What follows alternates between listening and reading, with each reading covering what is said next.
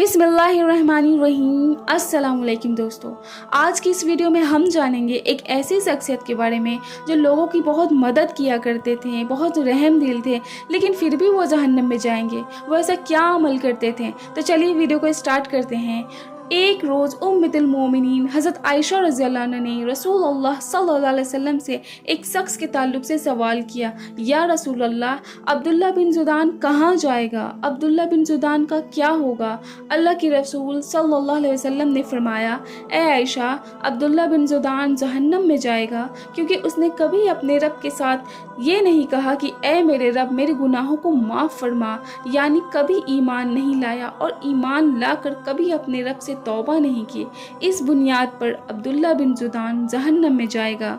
अब ये अब्दुल्ला बिन जुदान है कौन, जिसके ताल्लुक़ से उम्मुल मोमिनीन यानी हज़रत आयशा रज़ियल्लाहु अन्हा सवाल कर रही हैं। आइए अब्दुल्ला बिन जुदान की शख्सियत के बारे में जान लेते हैं। अब्दुल्ला बिन जुदान वो शख्स था जो बहुत सखी यानी बहुत रहम दिल, दरिया दिल इंसान था। ये मक्के में आने वाले हर शख्स को पानी पिलाता, हर आने वाले हाजियों को तोहफे में बकरियां देता। ये रोज़ गरीबों और मिस्कीनों को खाना खिलाता, नंगों को कपड़ा पहनाता। इसके खाने खिलाने के ताल्लुक़ से ये बात मशहूर थी कि मुस्लिम की एक रिवायत में रसूलुल्लाह सल्लल्लाहु अलैहि वसल्लम के ताल्लुक़ से एक हदीस में आता है कि आप सल्लल्लाहु अलैहि वसल्लम गर्मी की तपिश से बचने के लिए ज़ोहर की नमाज के बाद उस डेग के साए में लेटे और बैठे जिस डेग में ये लोगों को खाना बनाकर रोज़ खिलाता।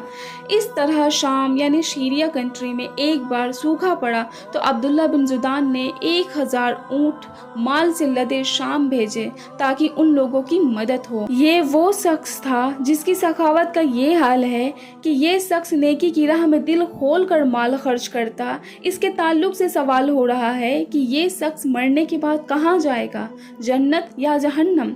तो आप सल्लल्लाहु अलैहि वसल्लम ने फरमाया कि इसने ईमान नहीं लाया और अपने रब से ये नहीं कहा कि ए मेरे रब, मुझे माफ़ कर। तो इससे हमें सबक सीखनी चाहिए।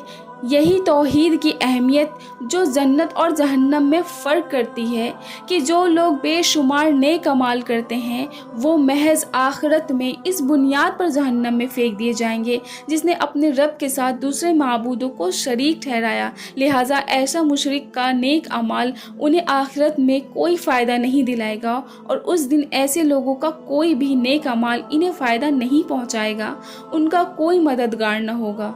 अल्लाह रब्बुल इज़्ज़त कुरान मजीद में इरशाद फरमाता है, बेशक अल्लाह ताला शिर्क को माफ़ नहीं करेगा और उसके अलावा जिस गुनाह को जिसके लिए चाहेगा माफ़ कर देगा।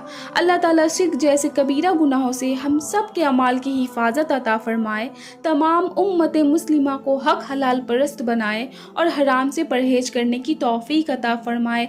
आमीन या रब्बुल आलमीन। व आखिरु दावाना अनिल हम्दुलिल्लाहि रब्बिल आलमीन। जज़ाकल्लाह खैर।